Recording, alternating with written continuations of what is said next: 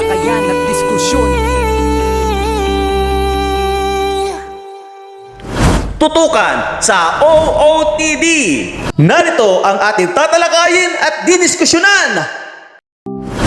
Ateneo Blue Eagles players Rene Baterbonia at Divine Adili. Wala daw foul play sa kanilang pagpanaw. Walang foul play na nangyari sa pagkamatay ng dalawang basketball players ng Ateneo Blue Eagles.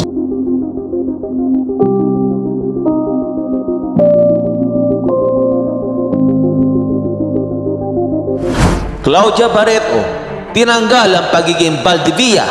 Kung bakit? Alamin mamaya. Mateo, tiligwak nga ba ng Bilyonaryo Channel? At makihula sa ating hula, tira! Tirahin na dito sa OOTD! Yeah! Naku, mababa. Sabi ko din pa ako, mababang energy. Yeah! Naku, happy Independence Day, everyone! Yes! Happy Independence Day. It's June 12. Araw ng kalayaan. Oo, talagang that's a remarkable day para sa ating bansa, di ba? Ay, nako. Ang tanong, malaya nga ba talaga tayo? Kaya nga eh. And can we still say that we are proud Filipinos? Ang dami tanong na nanay. Yeah. But we should be. It should be. But at least at the end of it all, malaya tayo, mga Pilipino na, ang lahat na naninirahan dito. Ang tanong, masaya ba ang bawat Pilipino? At masaya ba ang lahat ng mga nakibaka ng mga panahon na yon para makakuha ng kalayaan na meron tayo ngayon? Oo nga, no? It wasn't easy para makamit natin ang ating independence, ha? Pero di ba, at least we are celebrating, we're commemorating, di ba, our Independence Day. Kaya dapat lahat tayo ay very proud. Alam ko, excited na kayong lahat. Naku, kaya tara na. Pasok na kayo sa dating tambayan na ngayon ginagawa ninyong isa sa inyong mga minamahal na tahanan. Ito po ang OOTD. Oras ang opinyon. Talakayan at diskusyon. With may nanay ng OOTD namin ay blue and red. Nang gitna namin ay yellow. Oh. Well, ano na kung bakit? The Philippine flag. Oo. Oo. Tunay na makabansa. Tunay na nagmamahal sa bayang ating sinilangan. The political and showbiz official daw na OOTD na tinatawag nating pambansang haliparot. God. Nanay Zobert, sukal dito. Thank you so much, Marco Anak. Direct Chops Manansala. Belated happy birthday. Yesterday was your birthday. Oo, I love you, Anak. Ngayong araw na ito, for sure, we are enjoying our stay in La Union and in Baguio. Oo nga, sarap. My gosh. Oo. Ako, para enjoyment ang pinag-uusapan, diretso na tayo sa ating unang segment, ang This Is It, Politics.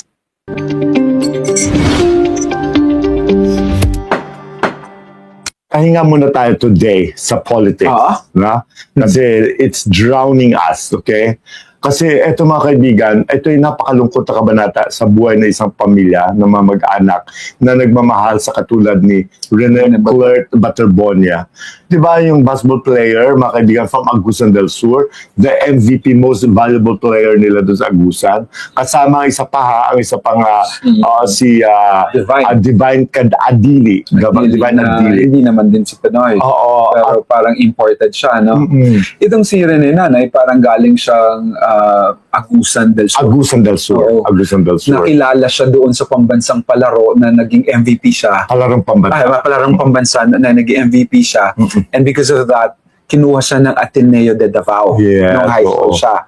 And after mag-high school, ngayong college na siya, siyempre kukuha na siya ng Ateneo de Manila. Oo. Blue Eagles. Oo, tama. Excited ng pamilya, na? Oo, malaking leap yun sa kanyang pamilya, no, sa kanyang pagiging basketball player. But you know, he's just 6'4". Doon para sa Agusan, matangkad na yun, 6'4". Pero dito kasi sa Manila, napakaraming mga imported na mga players dito. Some of them are mga 6'10", mga ganyan sa kanyang. Ano bang nilalaro niya? Center ba? Basta something like that. No? So anyway, mga kaibigan, nakita natin yung video kung saan ay nagpapaalam siya sa kanyang mga kamag-anak, lalo sa kanyang abuting ina, pinakamamahal na ina, before he left for Manila. Nandun pa siya sa Agusan. At nakita ko yung dadala niya kanyang luggage, tapos panayang niya sa nanay. Hindi ko kayang panoorin, nanay. Ay, naku. Hindi ko kayang panoorin. Naiyak talaga ako doon. Totoo. Kasi di ba, after niya binalikan pa nila. Oo. Yung nanay niya. It's hard. It's hard kasi Na ang pinanggagalingan kasi natin, nanay, dahil sa mahal natin mga magulang natin, lalo nanay natin, no? At kaya tayo pupunta ng iba ng anong tawag doon? Sapalaran. Makikipagsapalaran tayo because of the dream that we wanted our family na magbagong buhay. At through basketball, yun yung kaya ng may pangmalaki at may kasiguraduhan na para sa kanya, lalo na kinukuha siya na Ateneo de Manila, nanay, na magbabago ang buhay ng buong pamilya. at saka yung send-off sa kanya, yung alam ng mga taga roon na meron siya future. Meron siya future because he excels. He really excelled in Para basketball. maging MVP sa sa palarong pambansa, nanay, that's something. Hindi biro yun. And the mom was so proud, was so Kaya nga eh. excited.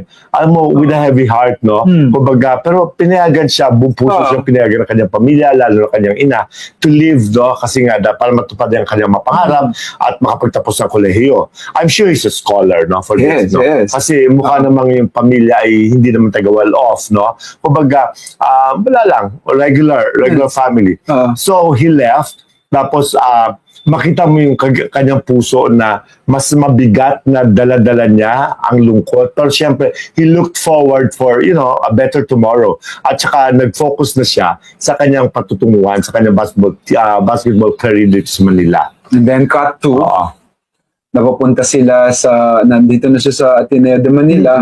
They have to go to a boot camp na regular naman every year na ginagawa ng mga players ito. Parang team building nila. Like a team building na kung saan para yung camaraderie nila, yung brotherhood nila ay para lalong Mag-develop, at strengthen. And I think maganda naman yung layo nila. Yes, sa Aurora yata, tapos sa Baler, doon yata ginanap ang kanila, no, doon sa bumiyahe. Tapos, I don't know kung totoo itong balita na babasa ko. I don't know, correct me if I'm wrong.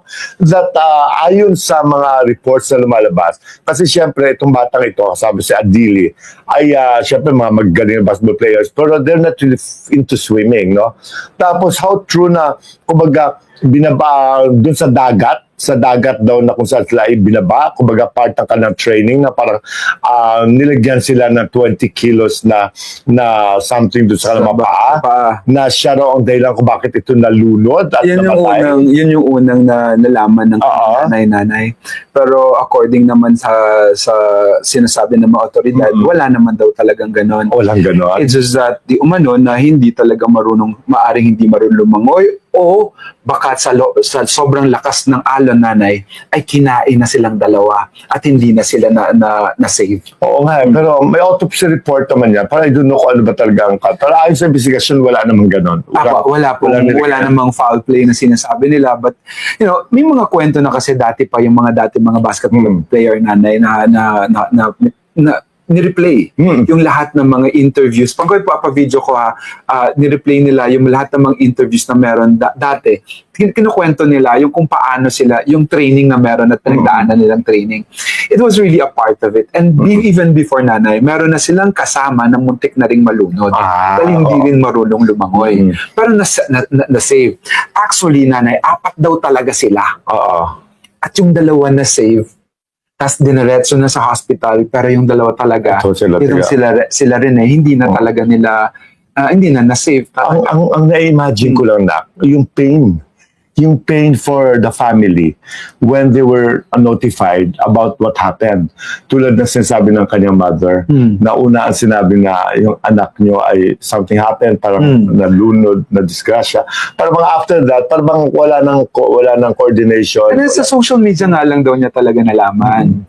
No one amongst from the admin ng Ateneo message or told her about what's happening to the child. Na hindi nila alam hindi sinabi sa kanya na namatay ng anak niya, na whatever, basta ang alam na disgrasya, na sa dagat. Nung ini-interview at nagsasalita yung nanay, sabi ko, hindi na lumuluhan, nanay. Wala na sigurong makuwang pero at nararamdaman mo yung bigat ng dalayan niya. Especially for a mom. Especially for a mom who's got a beautiful relationship with the son. Ang pinakamasakit, nanay, 'di ba, yung sinasabi nila na yung magulang ang mag-ahatid sa hantungan sa anak. Huling hantungan sa kanilang anak. Pero ito baliktad.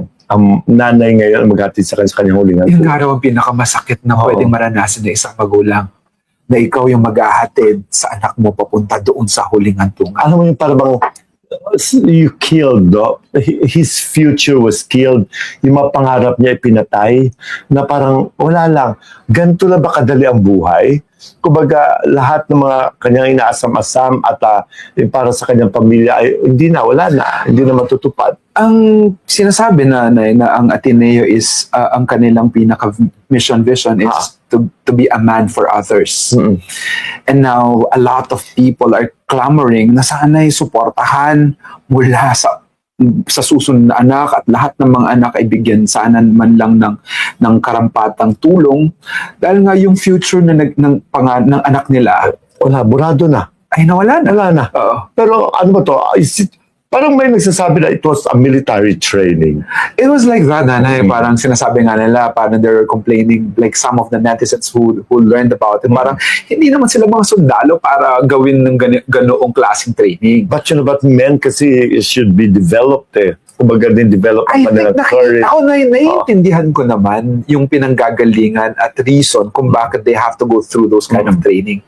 It could be Bakit really sa dagat? Kasi yun na, nanay. Tsaka nanay, wala silang walang guard, someone to check. pero alam mo na kung totoo man kung totoo man ang balita na kung talagang mapatunayan na yung sasabi ng authorities no, na wala naman daw nakalagay ng mga signs na may nilagay na 20 kilo something na sa kanilang mga paa. Kung totoo merong ganun at pinagtatakpan lang. Halimbawa lang, kasi syempre mga authorities must be put to blame, no? Kasi syempre kasi sabi mo kahit hindi naman sila marunong lumangoy, kumbaga, kahit paano masisave pa rin sila kasi kahit paano marunong ka pa rin kahit paano eh. Yes. At saka Pero kung may magpupul sa'yo at pababa dahil hindi mo So kapag kasi ako I doubt it if you were to ask me after hearing no yung ibang mga balita na merong mabigat na naka ano sa kanila that will pull you down. Abay teka lang, that's not fair. That is very wrong kasi kumbaga basketball ang mga ng mga bata. Kumbaga anong purpose no? Parang hazing. Di ba? Yun yan eh, parang ang lumalabas nga parang may ganong Angle. angle na parang, pero sabi naman kasi ng mga dati mga players na develop daw talaga yung brotherhood nila dahil nga they have to save each other. May mga time daw na, may mga oras daw na biglang 3 a.m. gigisingin daw sila, parang may wangwang na manggigising and they do not know for that like 5 or 6 days na meron sila. Parang ganun yung training. Tapos they will eat together, they will cook their own, parang yun yung mga training na meron. Maganda naman yun. Actually maganda yung mga brotherhood na yan. Pero ang sabi ng nanay niya mismo, nanay, nung sinabi niya na alam ko basketball, bakit nasa dagat? Kaya nga ako rin tataka ako bakit sa dagat. Dapat nasa court. At saka bakit sila hinulog sa dagat at doon sila anong makukuha mo training doon? Hindi ka naman swimmer.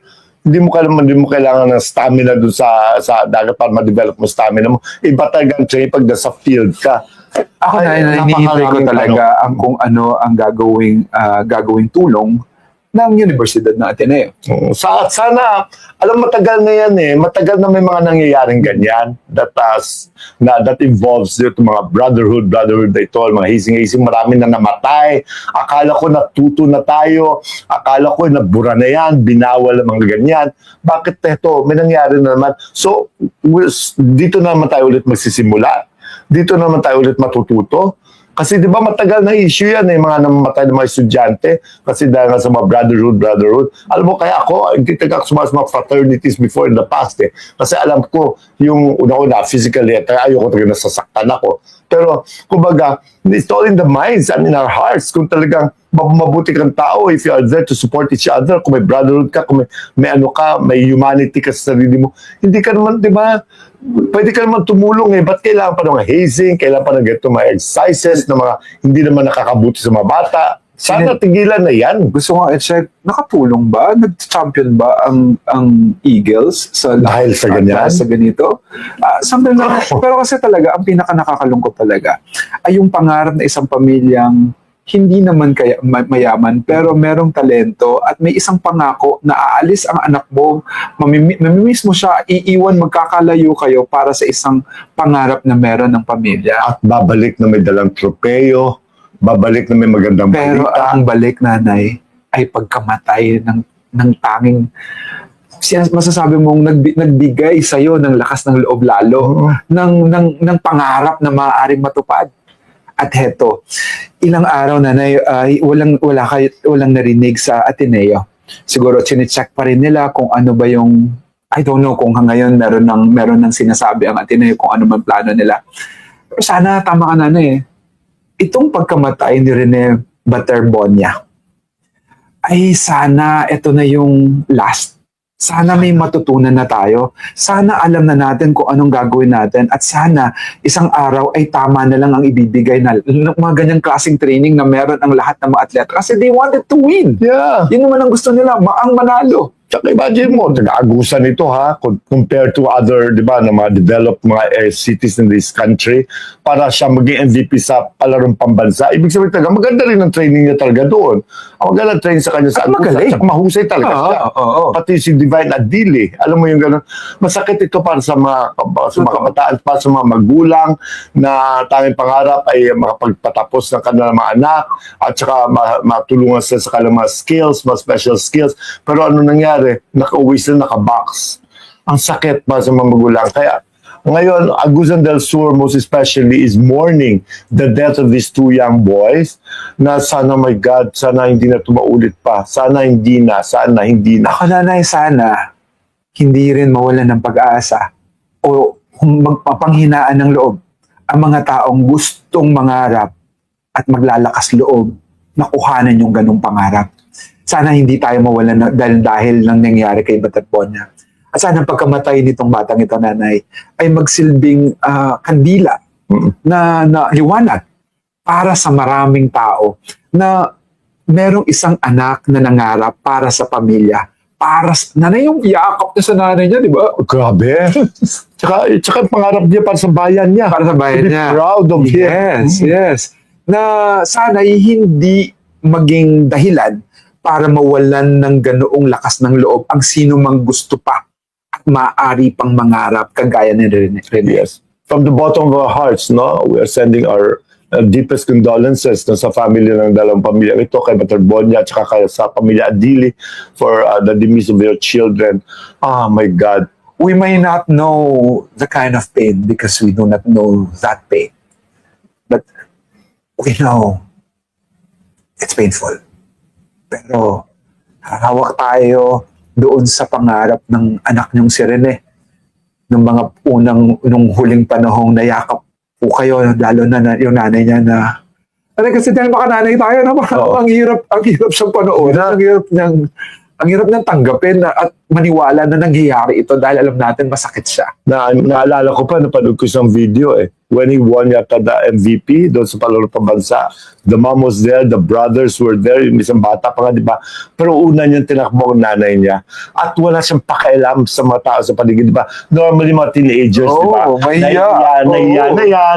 Nayakap ang nanay. Ganun. Pero siya talaga, grabe. Tagang halos hindi niya bitawan ng kanyang nanay. Ganun niya kamahal ang kanyang ina. After that, yung kanyang kapatid na lang. Tapos yung bunso nga, di ba, tumatalong pa sa likod niya, dumadamba pa kasi proud na proud. Sa dulo yun ang kanyang niyakap ang kanyang. Maraming nagpo-post ngayon, nanay, nakikiusap sa Ateneo de Manila na bigyang tulong mula ngayon hanggang sa huli, yung pag-aaral man lamang ng mga kapatid ni Rene Baterbonia. At saka ni Adili. Kasi sa Adili. Sa Adili kasi hindi masyado na pag-uusapan. Kasi hindi naman taga siya dito. Pero parang mas masakit yata yan sa pamilya niya. Oo, masakit yun. Kumbaga, kasi dalawa sila. Kumbaga, ang attention na kukuha lang ni Baterbonia, hindi na makagustuhan ng pamilya. Kasi nga, sikat siyang player. Sa kanya nakafocus. But the Adili is also, masakit din sa pamilya nila. Kaya everybody's mourning for the death of these two young men. Kaya ipagdasal natin sumalangit na nawang ka na makaluluwa. Let's pray for the natalangin din natin, nanay, na matanggap ng tama at hindi maapektuhan ang mental health ng buong pamilya niya at hindi sila titigil na mangarap ng dahil sa kung ano nangyari sa kanilang kapatid. Oh no. Mga audience, alam ko, you feel what we feel at yung nararap. Dahil tayo material ang Pilipinas na ang bansang meron tayo. Sa nanay niya, naku, ibang klase po kayong magmahal. O tandaan, meron pa po kayong mga anak pang iba. sometimes we just have to tell ourselves, it is what it is. We have to be stronger. We have to be We just have stronger. to be stronger. Opo. Yun. Diretso na tayo sa ating next segment, nanay. Ang latest bihis ng showbiz.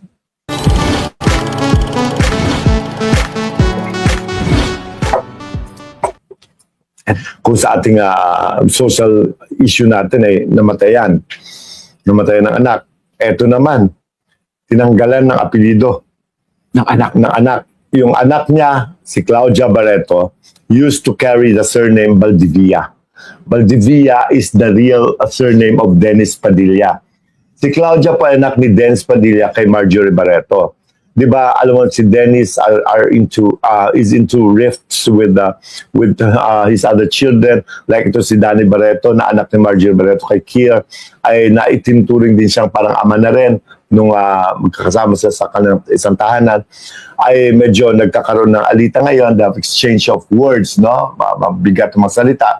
Si Claudia Barreto naman last year, before she got married, no, ay talagang nag-decide na siya na palitan ang kanyang apelyido. Kasi parang hindi sila nagkakasundo din ng kanyang amang si Dennis Padilla, na who is Dennis Valdivia, no?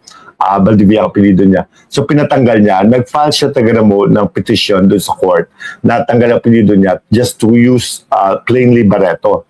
At naaprubahan na ito ng court. Malamang na. Naaprubahan ng Kasi court. hindi naman pwedeng hindi siguro aprobahan, lalo na kung meron namang basis. May valid Saka, reason. nanay, ito, no, more than a decade na itong sigalot nila. sigalot nila, no, ng pamilya na, at si Dennis, patuloy pa rin, sinasaktan pa rin ng mga anak niya. May sinasabi si Dennis kasi, na parang may nakita akong video na sinasabi niya na hurt daw siya, nagulat daw siya dun sa kasal ni Claudia, na instead of walking his daughter sa aisle bilang ama, ay pinapunta doon, parang ando doon lang siya pala bilang bisita. Lumalabas na parang he's just a guest. Ito sa national issue, nang nangyari yun, ha? Nangyari, di ba? Guest lang pala siya, hindi pala siya bilang ama ng kanyang anak. Na marami namang nakaramdam na at nakaintindi sa tampo o sa tampo. galit na meron si Dennis, no? Marami mga netizens na naunawaan yun.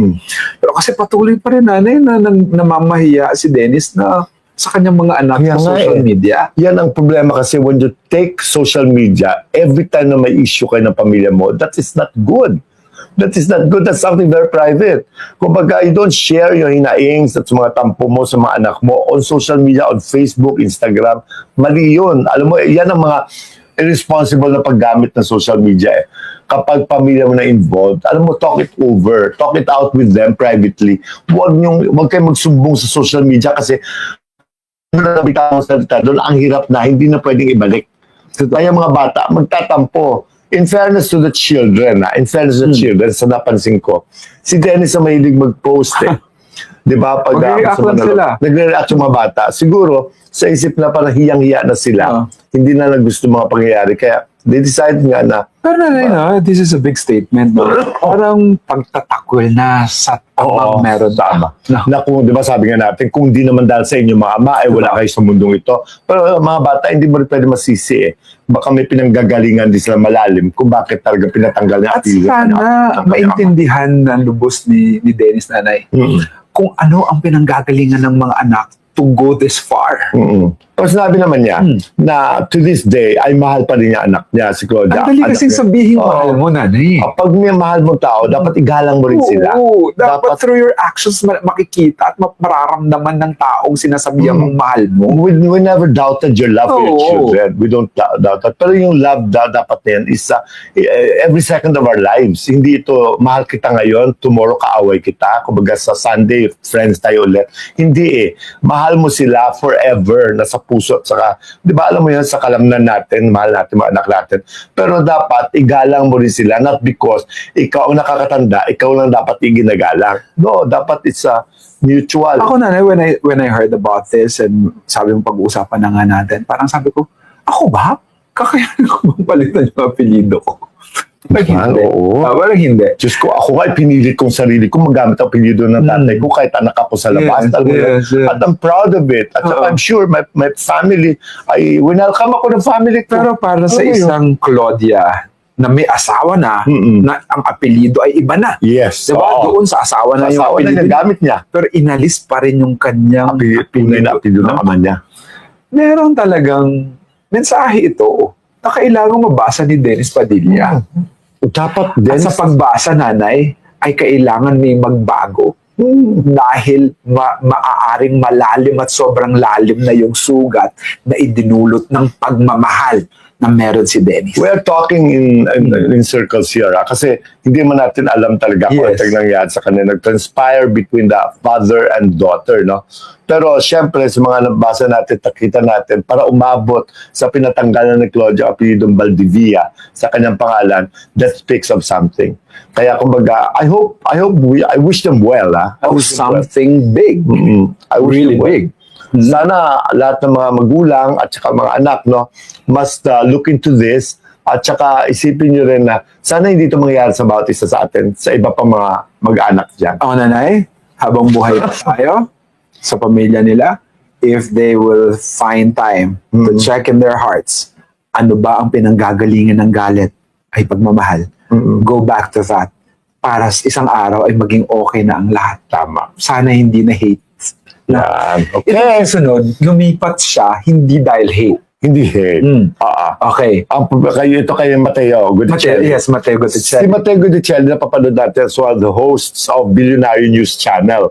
Kumbaga, meron sa show yung agenda. Yung agenda, kung saan si Mateo ay nag-interview ng mga personalities and everything. Kumbaga, may segment siya sarili. Tapos, all of a sudden, ay nabiglang nabalitaan natin na I don't know kung nag-resign siya o tinanggal siya. Pero balita natin, lumipat siya sa TV5.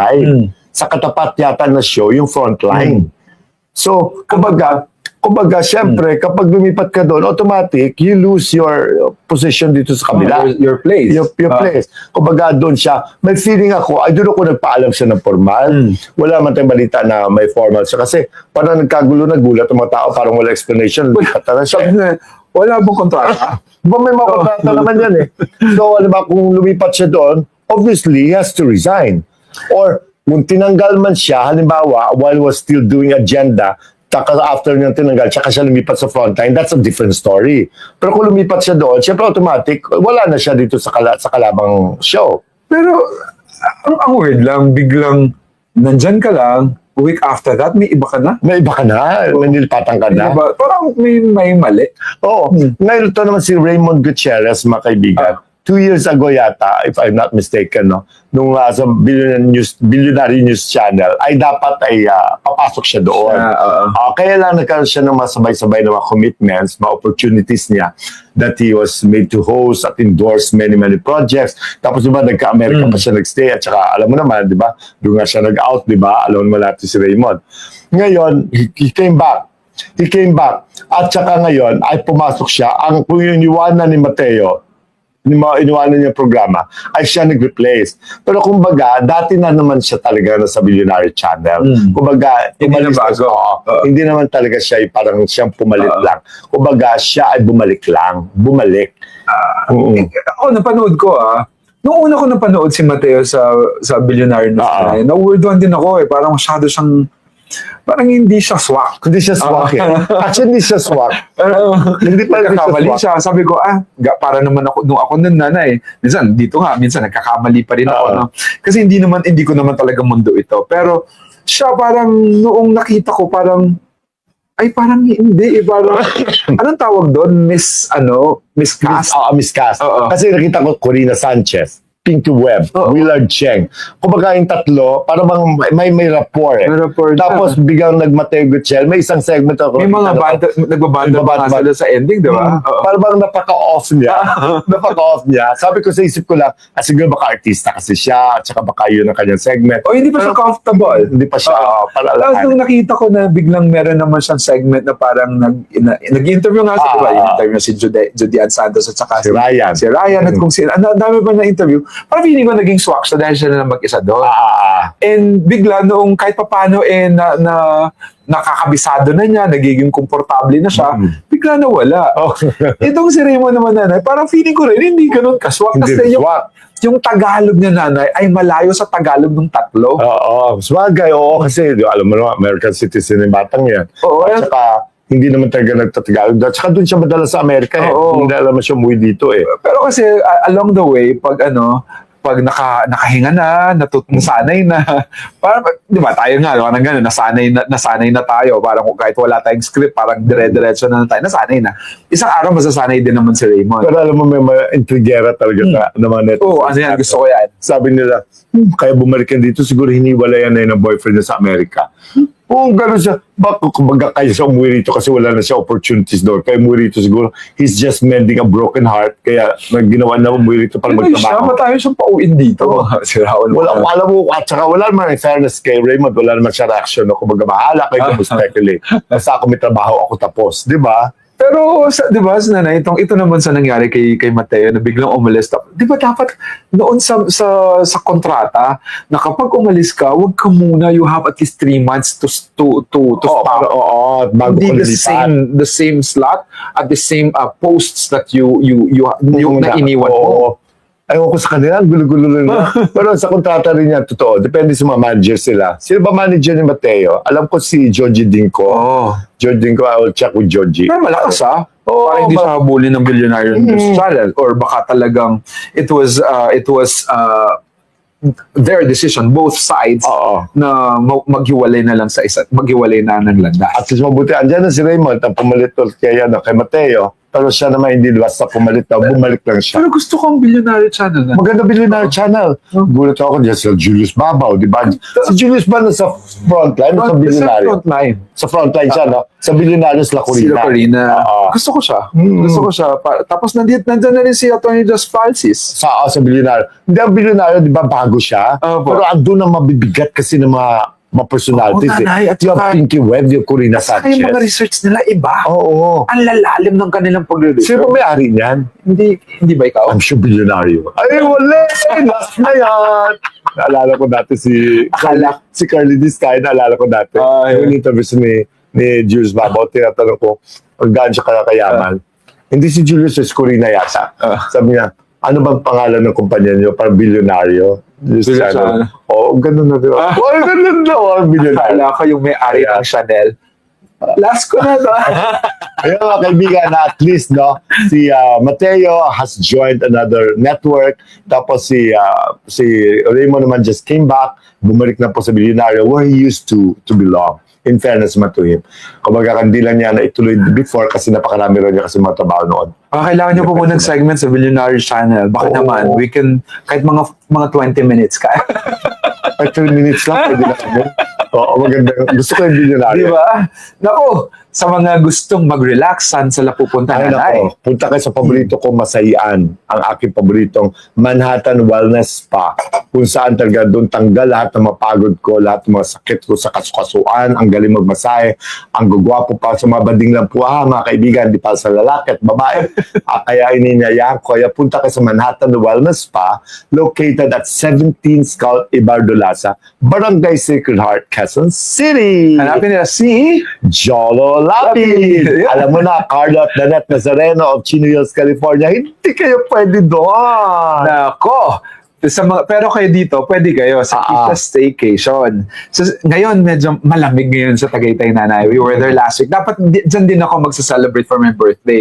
Pero merong nag-book for the long weekend. Kaya, syempre, umalis na muna ako. Doon na priority natin yung mga nagbo-book na sa atin. Tatlong bedroom po yan. Meron na po siyang sa buong bahay. Up and down po siya. May swimming pool. Maganda po yung vicinity. Maganda yung maraming bagay doon at malapit sa maraming bagay. Pagpabook po kayo, yan po sa naka-flash sa ating screen, yung number na yan, yun po yung tawagan ninyo or i-text ninyo. Look for Miss Lay, Live Homes Tagaytay. Nasa gitna lang po siya, nasa puso. Heart of Tagaytay. Naku, kapag OOT dyan ka, syempre, bibigyan ka namin ng discount. It's supposed to be 8,000 per night. Kung fully yung buong tatlong beds. Magagamitin talaga. Gagamitin. Pero dahil OT dyan ka, kung ilang araw, we give it at 5,000 lang. Kapag madaming araw, nanay, at 4,500. Ay, galing naman. Ganda ng discount nila. Sobra. Kaya ako, nanay, I will always go back there at doon ako nakakaramdam ng hinga. At maliban sa discount nila, meron pa tayong regalo sa kanila.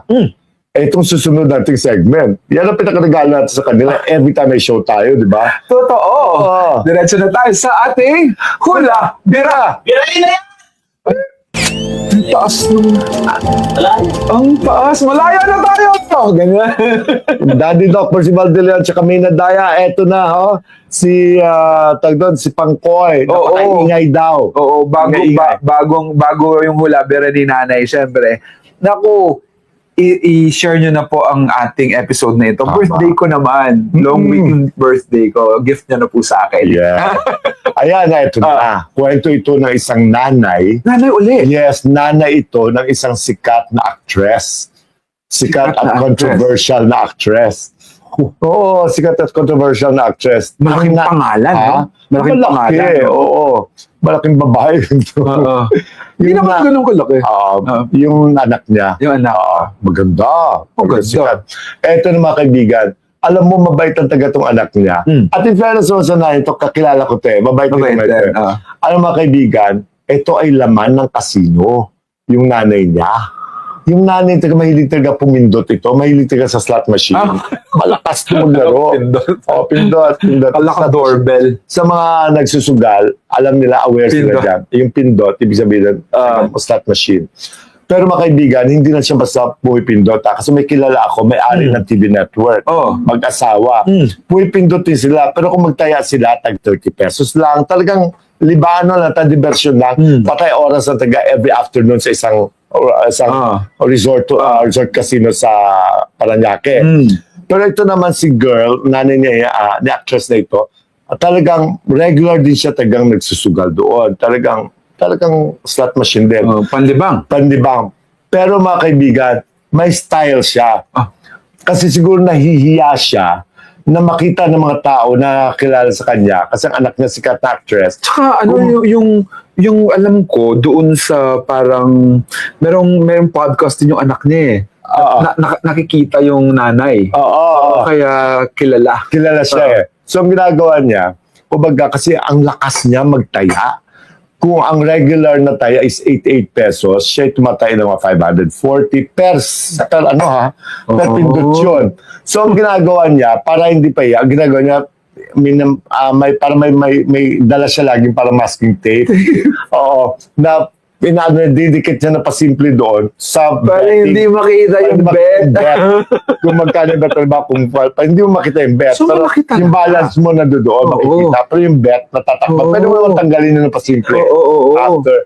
So yun. Kaya nagugulat sila. Naaaliw yung mga... Oo. Nagulat sila. At saka para takpan mo, ibig sabihin malaki talaga. Malaki ang bet Oo. niya. At kapag nagulat sila, kasi pag nag-free spin, ang laki minsan ng binibigay. So, isip na, malaki bet dito. Kailangan hindi na makita yung bet kasi tinatakpan nga ng nanay. Yung bet niya, parang...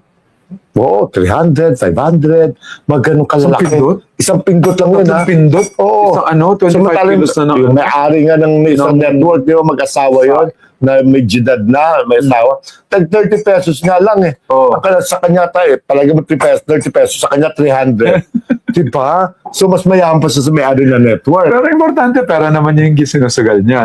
Sa bagay, hindi ba natin pera? Saka hindi raw siya hindi madamot daw to. Hindi, oo. Talagang generous yan. Generous. Tanong mo pa kay Wendell. Oo? Ano ba yun? Diyos ko, nabigyan ko ng clue. Oo. Okay, may clue ka dun sa artistang babae. Ay, artistang babae ay, wag na. Kasi, Hindi, ano lang. Ito mga artistang babae na to, nanay, galing siya sa napakalaking network. lumipat siya sa lumipat isang sa malaking network Malaking din. network din.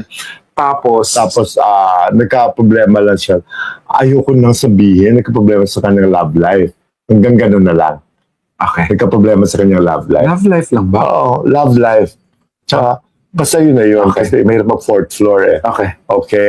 Basta, galing sa kabilang network, sa isang malaking network, lumipat sa kabilang network, nagawa ng konting trabaho, tapos nagka-problema sa kanyang love life. Na in love, tapos nagka-problema sa kanyang love life. Pero ang nanay naman niya, in fairness, mabait naman, talagang malakas ang taga magsugal. Ang ganda daw no, nana, yung kanyang upuan, yung parang di na siya naglalakad parang machine. Ang galing, ano? Yung parang wheelchair na. Wheelchair na parang Tito Alfie dati ganyan eh. Oo. Yan ha, alam niya kung saan, mga Soler, andyan na, punta kayo doon. Oh, Makikita siya. Tizans, nako, ano pa ba? sino ba? Magtulungan na tayo dyan kung sino man. Pero syempre, ako naman, nanay. Kung pera naman niya yun.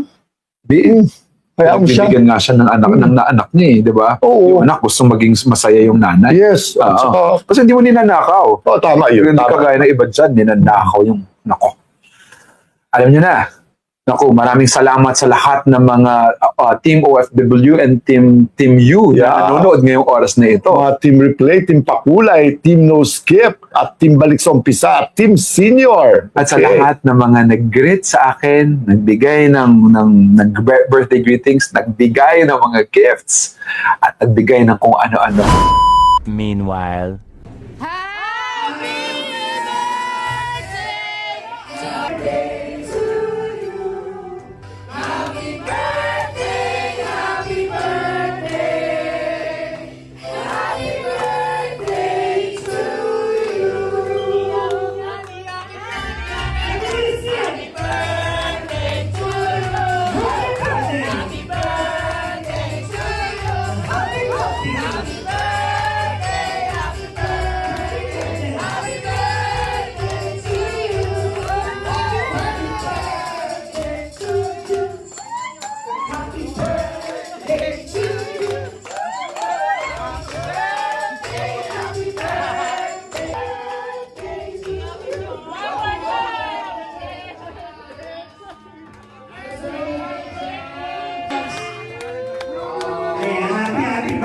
Maraming salamat. Yeah. Every time na birthday mo, nanay, doon mo nararamdaman kasi yung pagpapahalaga ng tao. Pero ngayon, nanay, kasi I do not want to spend my birthday yung parang malakihan na celebration.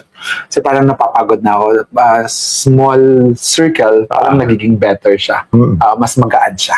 Now, yun, mga OOTians, maraming salamat sa inyong panonood. Ito po ang OOTD. Oras ng Opinyon. Talakayan at diskusyon. With my nanay na ang aming discussion ngayon ay medyo yung una nakita ko maiiyak ka na. Dati. Kasi nararamdaman ko at alam ko kung dahil ganun kang magmahal sa iyong nag-iisang anak. Alam ko yung ganun pakiramdam na Nanay Jobert Socaldita. Thank you so much, anak ko, na birthday boy, Direct Charles Manansala, na ganun din kung magmahal sa kanyang solo unika iha na si Kiara. Hi, nako, thank you so much for watching, and I hope we all be blessed. Sana magandang buhay natin. Sa mga birthday gift nyo na po sa akin, sa mga nanonood na hindi pa natin subscribers, naku, pindutin nyo na po ang subscribe button dyan. At pakishare na rin po itong live na ito para mas mapaabot pa po sa ating mga kaibigan at mapabalita na merong OOTD kagaya nito na tambayan ninyo. Maraming po salamat. Maaring hindi po tayo pareho ng opinyon, pero wala namang maling opinyon sa tamang talakayan na may makapusong diskusyon. To everyone, maraming salamat, Ama, sa isa na namang taong nagdaan para sa buhay ko, at maraming salamat sa inyo. To God be the glory. Michael Pangkoy, Ray Marbuado, and Leanne Biclan. Thank you so much. We'll see you again live on Sunday. Bye-bye! Pag-uusapan, tatalakayin, iba't ibang pangyayari susuriin. Halika, ika'y sumama, tuklasin kung ano nangyayari. Silang maghatid sa atin ng balita, kasama sina Jobert at Derek Jack. Silang mga kasama natin sa oras na opinyon, talakayan at diskusyon. Oras na opinyon, talakayan at diskusyon. Oras na opinyon, talakayan at diskusyon. Silang maghatid sa atin ng balita, kasama sina Jobert at Derek Jack.